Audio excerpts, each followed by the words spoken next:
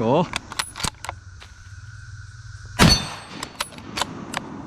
So you can see that we are all full up. I'm going to grab twist, and now that is my follow.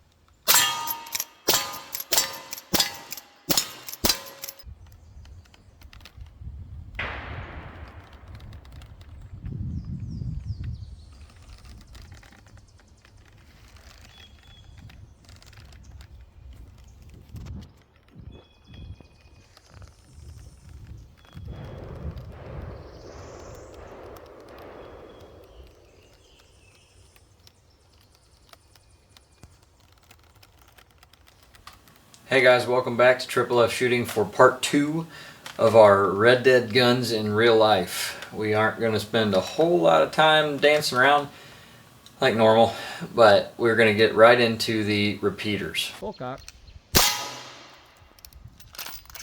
There, it's running.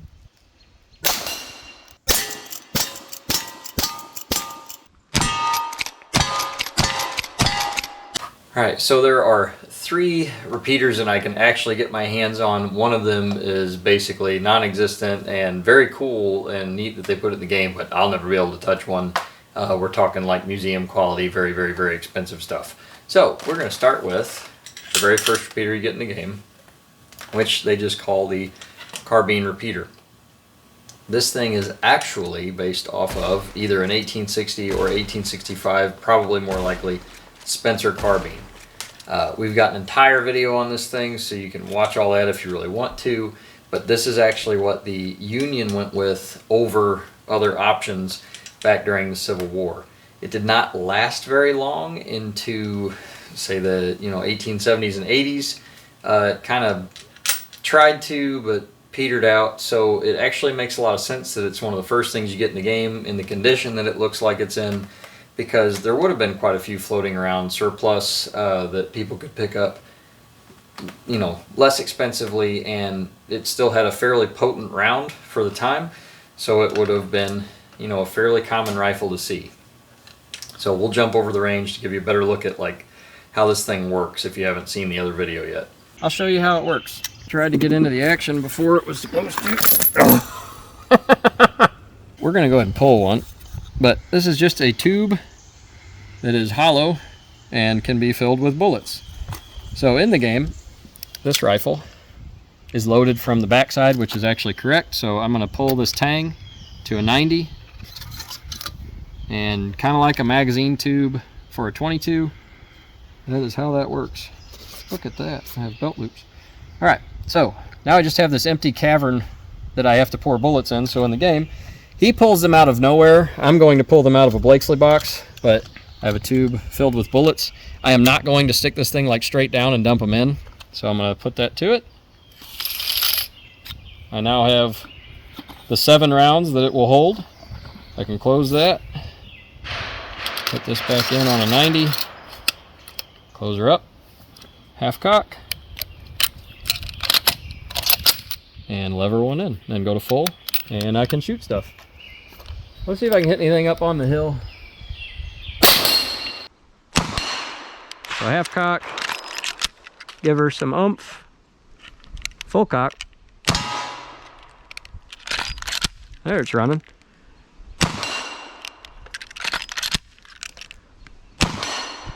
Alright, so my main point of contention in the game with this is just how quickly Arthur can run it. As I found out in my first video and in a couple shorts of using this thing, there is a pretty specific way that you are supposed to run it. At least all the historians, jumped on top of me and were like, hey, stupid, you don't know what you're doing. They weren't incorrect. In the video game, it never leaves the shoulder. He cocks the hammer and runs the lever basically, or what looks like a lever is a trigger guard sort of thing, like just ridiculously fluid, and it is almost impossible to actually run the gun that well. They got the loading right, but again, there's no like Blakesley box hanging off of him to load from. It just sort of comes out of nowhere and he loads 7 rounds and puts the tube back into nowhere. But the correct way to run this gun, apparently, or the manual of arms at the time, said to, upon the loading, go to half cock. When you are loading the gun, you want to be aiming it down because the rounds are coming from the stock, and that will aid in the entrance of the round into the chamber. Load one in. This gun's very empty. And then you would come up to the shoulder, fire the thing. After firing, you're going to go back to half cock, tilt the gun up to let gravity aid you in the ejection, open the gun, let the round fall out, tip it back down, load it back up. So there's a whole lot of just like the gun waving through the air in the original manual of arms. In the game, it never leaves the shoulder and just loads clickety-clack super fast. It is still slower than other guns in the game, which is accurate, but it's still video game speeds for everything. At the time, this should have been slightly more powerful than the other repeaters that we'll see in the game, and it doesn't really reflect that super well. But really neat piece. This one is a Chiappa, and it's freaking gorgeous. Again, you can see it in the full video, but very cool that it's in the game. The next repeater that is available in game is one of my favorite rifles. This is the Lancaster, as it's called in the game. Again, very empty, nothing in it. It's probably not easy for you to see from there, but the Lancaster, at least as best I can tell, you know, minus the scope mounts in the game, is based off of an 1866 Winchester. So post-Civil War, obviously, we're in 1866. This is essentially like an upgraded version of a Henry rifle. The action works exactly the same, but you have added a handguard so that you can actually hang on to the thing without it getting hot in your hand, and a loading gate that is back here at the action, called the King's loading gate at the time, rather than having to twist a barrel sleeve and load from the front, as we'll show here in just a second. But very quick to run. At the time, it was fairly powerful. It fired a round called 44 Henry. I believe that weighed around 200 grain and was going somewhere around 1,100 feet per second in black powder. So you're getting, you know, somewhere around, I don't know, to put it in logical now terms that most people are going to recognize, maybe like 45 ACP knockdown power. Not a ton of range in it, but when you could put stubby little 44 Henry rounds in this thing, I believe somewhere between 13 and 16 rounds in real life, that's a lot of ammo back then. So you could run the action as fast as you could run it.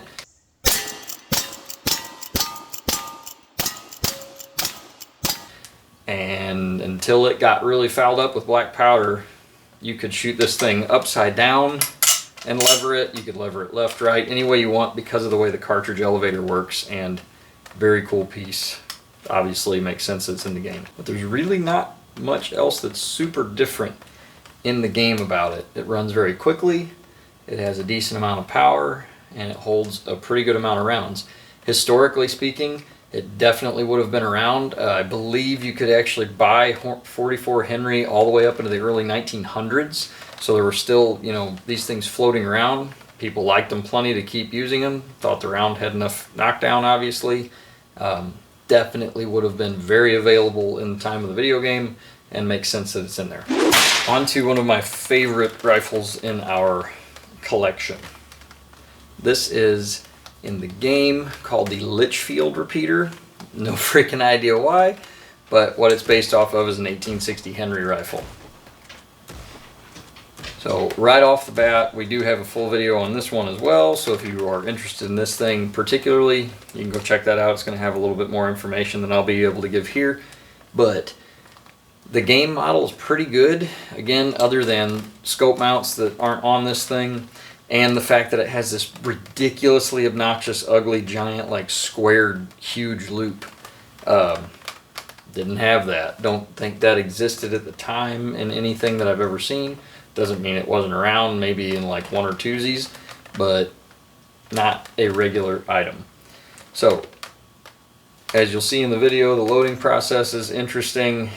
Probably best to just have like a pouch of loose rounds to load this thing, because loading off a belt takes forever.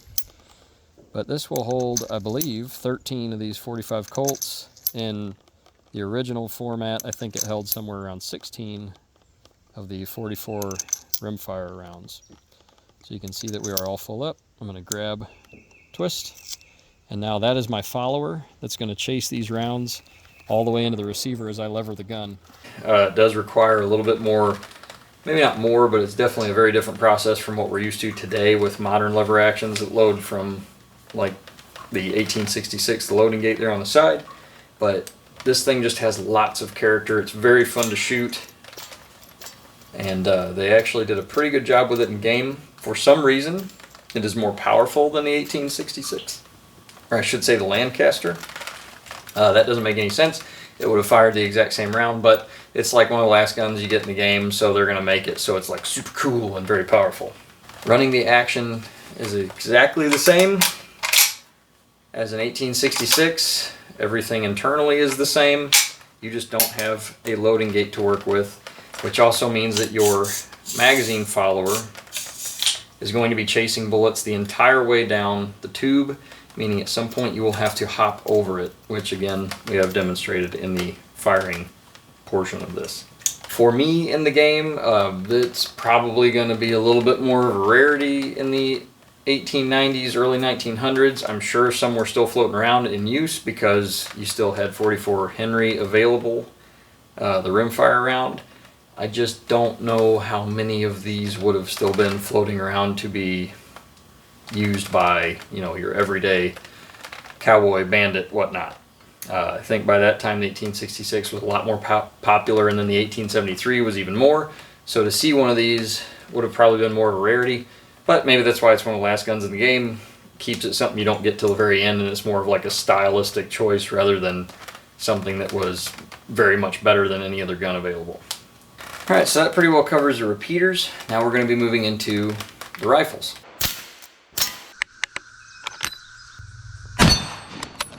So for me, it makes sense to have a different category for rifle and repeater, even though, you know, they are all rifled barrels and shoot a projectile with that rifling.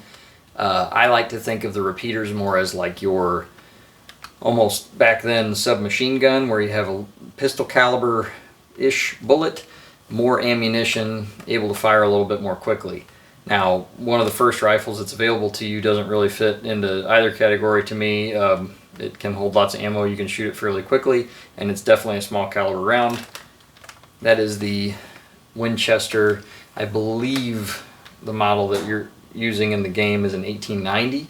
This is obviously not one of those. I can get my hands on those. There are a few examples floating around, but they're usually in pretty rough shape. So this is the same action. This is just a bit of a modernized take in a Winchester. I believe this is a Winchester 62. So in the game, this is the Varmint Rifle. And one of my favorite things about Red Dead Redemption 2 was the idea that when you hunt, you need to use different calibers to get clean kills with that particular size of game. It doesn't always make a lot of sense. In my head, it makes more sense to shoot at ducks and geese, things like that, with a shotgun, not a varmint rifle or a bow and arrow, but you know, the game had to make it a little more challenging. So the varmint rifle is good for rabbits, things like that, that are smaller, thus the varmint part. Very neat pump action rifle, hammer fired, exposed and all that good stuff. The action, I think we do a better job of showing it in the clip, but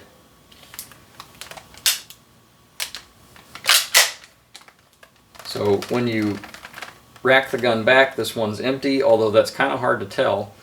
The action unlocks by just lifting up on a couple of lugs and sliding back, and you do have a lifter that almost completely encases the round, and then it is driven home by the bolt. Once it's closed up, fire the round.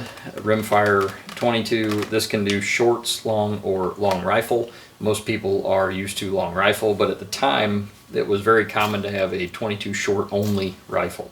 Little bitty bullets, not going much faster than say 600 or 700 feet per second in a black powder loading, and small caliber, so great for shooting very small things that you don't want to do a ton of damage to. Not great for people, although I'm sure a bunch of people have been taken with something like this. This particular one only holds, I believe, 13 or 14 rounds in the tube magazine.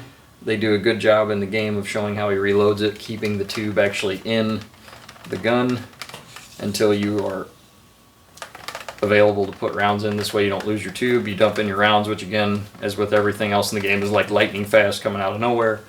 Close your tube up and then go back to pumping the rifle and shooting. Very, very lightweight. These were also used for gallery guns at the time, so definitely makes sense that it's in the game. Definitely makes sense that it's basically just for a hunting rifle and not used against enemies unless you want to have to shoot just tons of times to, you know, do the damage. But you could make it if you had to.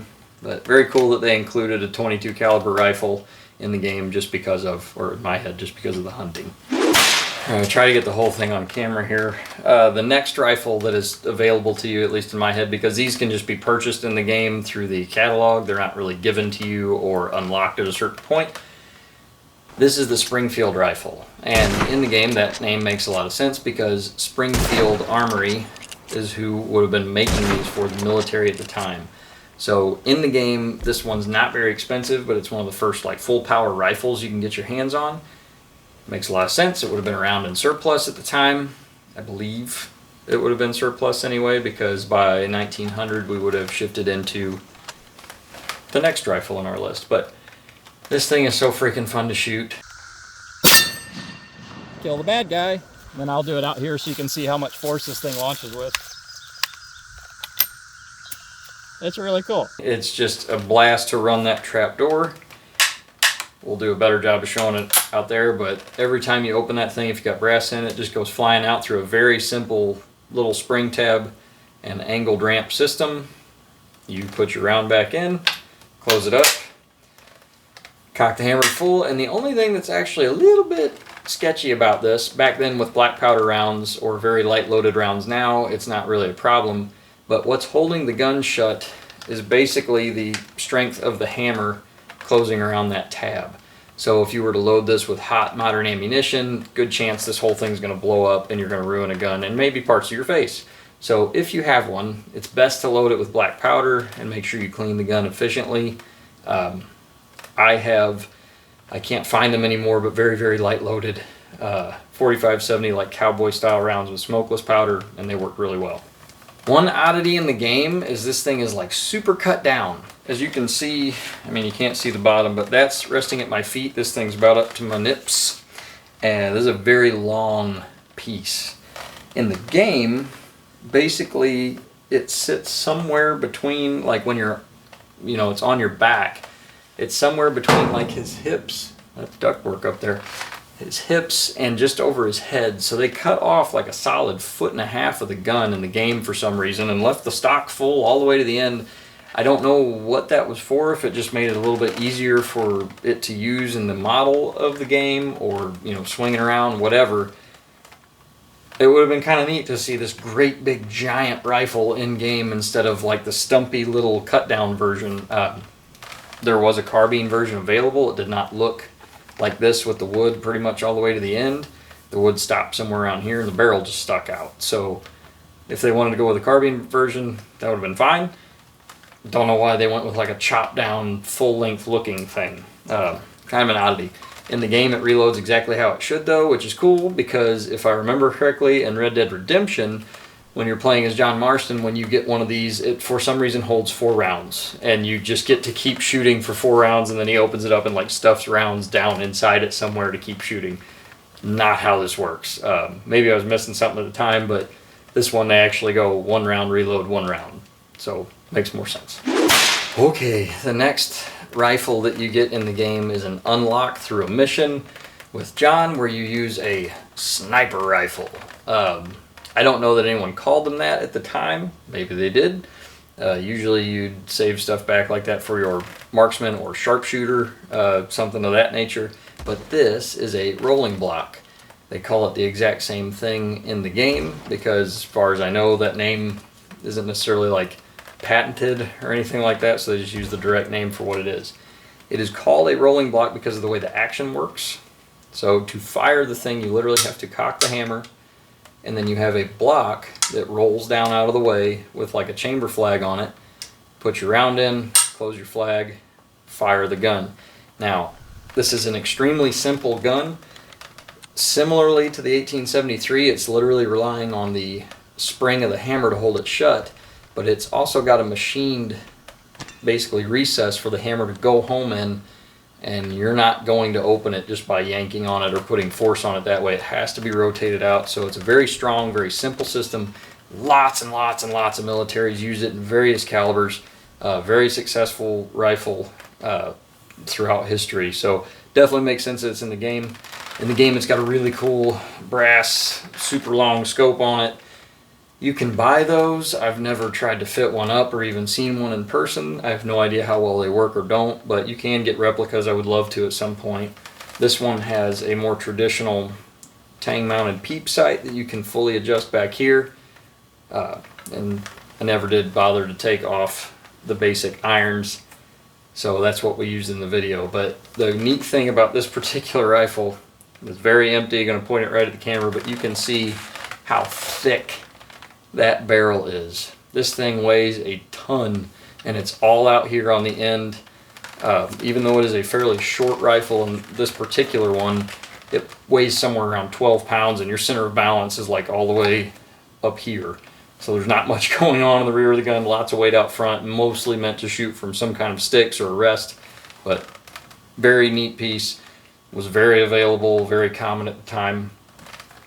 The one in the game is probably a little bit more realistic with a much longer barrel to burn as much of that black powder as possible. This one's a little bit more modern, a little bit shorter. I think it's only about a 28-inch where you can get all the way up to 34 and sometimes longer barrel lengths, which would make it just ungodly heavy, but translates to decent accuracy with all that weight and rigidity.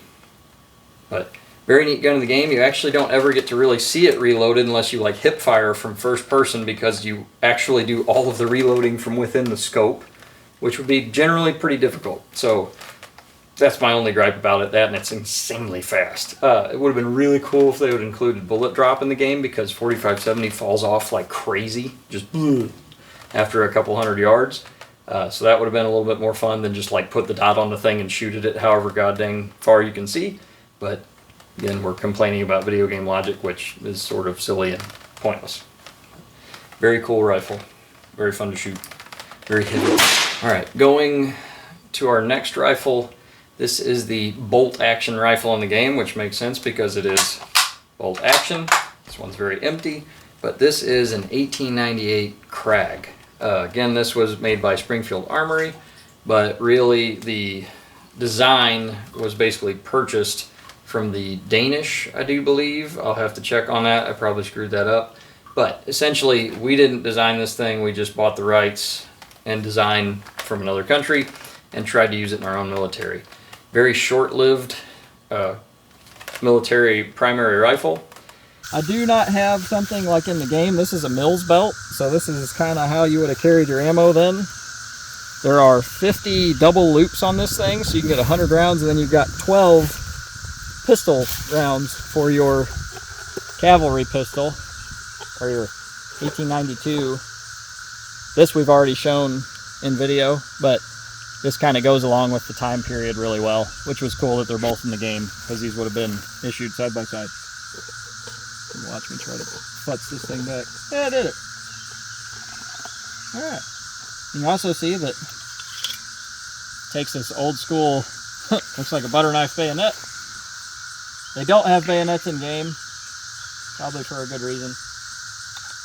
But that was the original military look.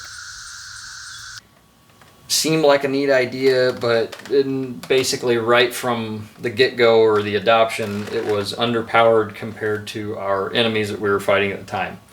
This was used prominently in the Spanish-American War. For the video game, this would have been extremely modern. Cool that they put it in there, and cool that you can get a hold of it, and it's through like a military arms smuggling deal with the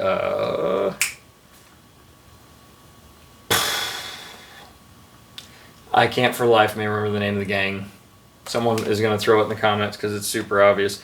Basically, the gang of Confederate soldiers that never quit fighting that you meet when you're down in the like kind of roads portion of the game. Can't remember, like, it's going to come to me after I do this in editing or whatever. But This rifle is very, very interesting. I could probably ramble on for a while about it, but one of the most obviously strange things about it is the side loading pan. So you actually open the side of the gun, there's a great big spring-loaded lever arm, and you just dump rounds down in the side. Most traditional bolt actions, you are loading from the top. So the rounds actually come up and around. There is only one locking lug on this gun, which means you can't use super high pressure ammo, which is why it didn't last very long in the actual military. The ammo that you were using was not a whole lot stronger than 30-30 Winchester, which is not a, you know, sad little round by any stretch. Nothing.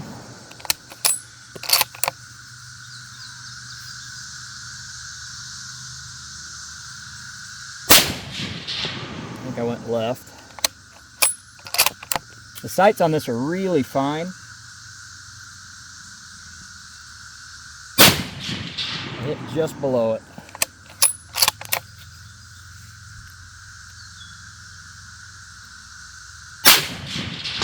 There we go. See if we can do 2 in a row.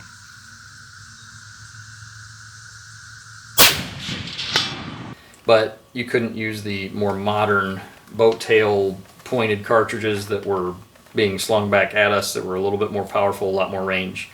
So this didn't live very long. Really, really cool gun. We show it off better out in the field. Sadly, I do not have a Carano to show you. That is the last rifle that you get in the game. It is another scoped rifle. It is only fired using the scope, but it is a 6-round, I believe, Italian Carano mounted with, you know, an old school, very thin telescopic sight. I've never really had a huge desire to own one. You can get one actually fairly inexpensive right now. That's one of the least expensive military surplus guns you can get your hands on at the moment. So maybe someday, but the ammo is not as available as maybe I would like it to be. So instead of showing you that, I thought I would show you what would have been a cool honorable mention that would have been really neat to see in game that isn't in the game, because it's also a fairly modern design for the time. So this is a Savage 1895, or at least this is like a commemorative edition to look like an 1895. It was made much later. But the Savage rifles at the time were an extreme height in technology because you had a lever operating system like a lot of other popular rifles at the time, but you can see I have no magazine tube coming off the front of the gun.